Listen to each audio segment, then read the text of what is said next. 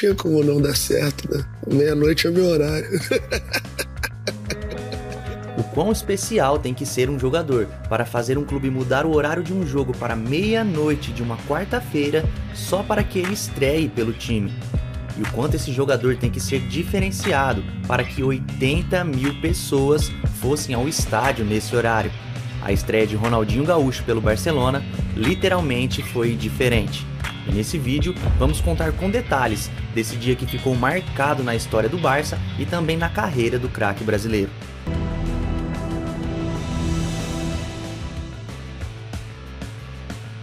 A seleção brasileira não vivia um bom relacionamento com o técnico Luis Fernandes no Paris Saint-Germain.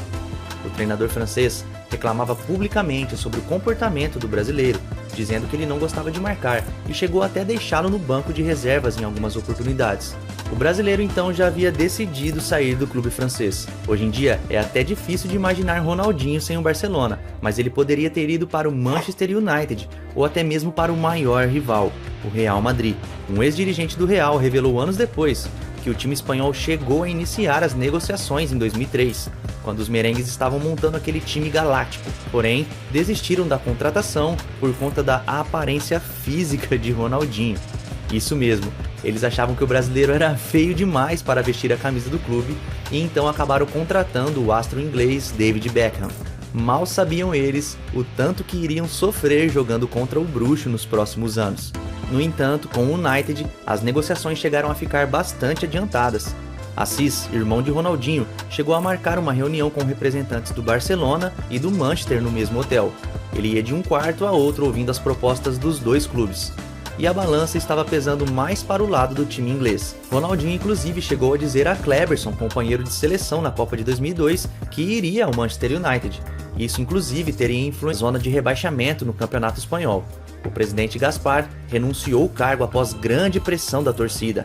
No final da temporada, o Barça até que se recuperou no campeonato, mas terminou somente em sexto lugar e não se classificou para a Champions League do próximo ano, torneio que só havia vencido uma única vez, em 1992. Além disso, estava há 4 anos sem vencer a La Liga. Joan Laporta foi eleito novo presidente, e com uma promessa de revolucionar o clube, ele e sua diretoria viam no craque brasileiro uma forma de resgatar a autoestima do clube e simbolizar o início de uma nova era. A expectativa da contratação de Ronaldinho era tão grande que até o presidente da Catalunha entrou em contato com a diretoria do Barcelona e disse: é necessário para a Catalunha, para o país, que o Barça contrate Ronaldinho. Sandro Rosell, vice-presidente do Barcelona, então ligou para Felipão, técnico pentacampeão do mundo com Ronaldinho, pedindo para ele falar com o jogador e convencê-lo a ir ao time espanhol. E após algum tempo de mistério, o Barça vence a disputa e anuncia a contratação de Ronaldinho. O United então resolveu investir em um jovem português que começava a se destacar, estratégia que também acabou dando certo. Ele foi apresentado junto com o brasileiro Kleberson, que tinha acabado de vencer a Copa do Mundo com o Brasil, enquanto o tal de Cristiano Ronaldo era uma jovem promessa que surgia no futebol português. Imaginar Ronaldinho no Real Madrid ou no United. O Barcelona pagou cerca de 30 milhões de euros pelo brasileiro de 23 anos e 35 mil pessoas foram ao Camp Nou para receber o craque na sua apresentação.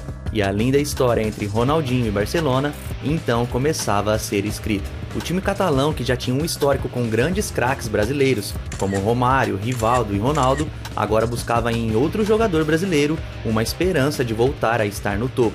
Mas o que aconteceu para o Barcelona ter que mudar o horário do jogo para meia-noite de uma quarta-feira para Ronaldinho poder estrear pela equipe? Se você ainda não conferiu, temos nossa loja online com camisetas com estampas exclusivas que refletem a paixão pelo futebol e como esse esporte faz parte da nossa identidade.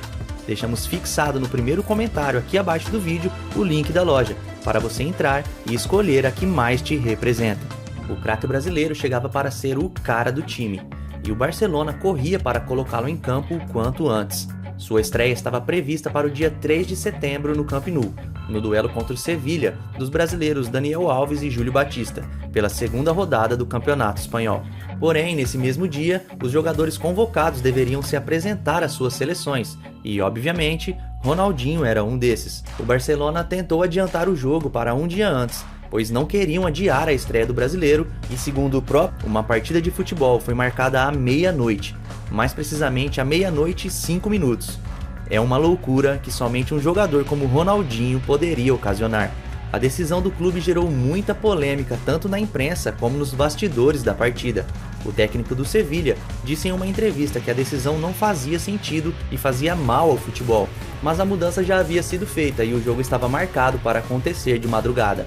A diretoria do Barcelona contratou fornecedores de comida para fornecer uma ceia aos torcedores e aos funcionários que fossem ao jogo, e a torcida comprou a ideia. Mais de 80 mil pessoas lotaram o Camp Nou de madrugada para ver a estreia de Ronaldinho. Um jogo histórico que ficou marcado na história do clube. Estádio lotado, meia-noite, eu também nunca tinha visto aquilo. E vestindo a camisa 10 do Barcelona, na madrugada de uma quarta-feira, Ronaldinho estreava em jogos oficiais pelo clube. Porém, logo aos 10 minutos de jogo, veio um balde de água fria na torcida do Barça. Ronaldinho carrega e passa para Quaresma, que perde a bola e em um rápido contra-ataque, Dario Silva é derrubado por Víctor Valdés dentro da área. Pênalti para o Sevilha. Antônio Reyes, estrela do time, veio para a cobrança e converteu. 1-0 Sevilha. Será que após todo o esforço para poder contar com Ronaldinho, mesmo assim o Barcelona iria perder em casa diante de 80 mil pessoas? Minutos depois, no segundo tempo, Ronaldinho presenteia todos os torcedores que madrugaram para poder assisti-lo. Ele recebe a bola de Valdés ainda atrás do meio-campo. Em uma arrancada incrível, passa por dois marcadores do Sevilha com extrema facilidade. E do meio da rua, solta uma bomba que explode no travessão e morre no fundo do gol. Era o cartão de visitas à torcida do Barcelona, de tudo que viria nos próximos anos com o bruxo vestindo a camisa do time catalão. O empate em 1-1 ficou em segundo plano. Começava ali uma conexão entre Ronaldinho e Barcelona que marcou a história do futebol. O técnico do Sevilha, que antes criticou o horário do jogo, após a partida se rendeu ao brasileiro e disse que valeu a pena ir ao estádio à 00h05, por conta do gol de Ronaldinho. Reyes, autor do gol do Sevilha, descreveu o Camp Nou naquela noite como a maior danceteria do mundo e Ronaldinho como espetacular.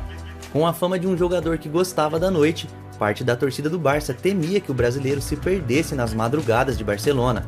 Mal sabiam eles que seria justamente em uma madrugada que Ronaldinho marcaria seu primeiro gol e iniciaria uma trajetória que mudou a história do clube.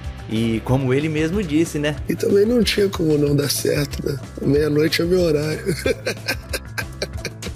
O craque brasileiro ficou por 5 temporadas no clube catalão e liderou a equipe a voltar a vencer a Champions League após 14 anos, além de vencer também 2 vezes a La Liga e 2 vezes